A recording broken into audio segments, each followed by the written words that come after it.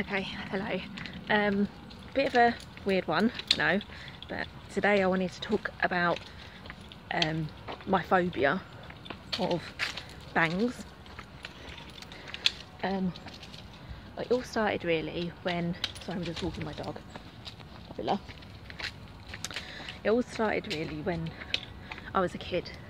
I never really liked loud bangs like thunder, fireworks, all the usual ones, big ones, and it's just got worse.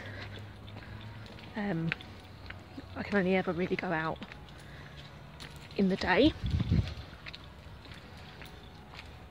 in like November and December, and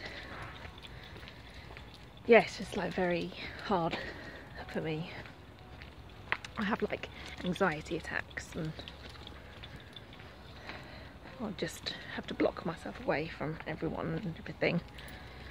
And the hardest thing is that my birthday is on in November, so it's difficult for me to have a birthday and celebrate it properly because obviously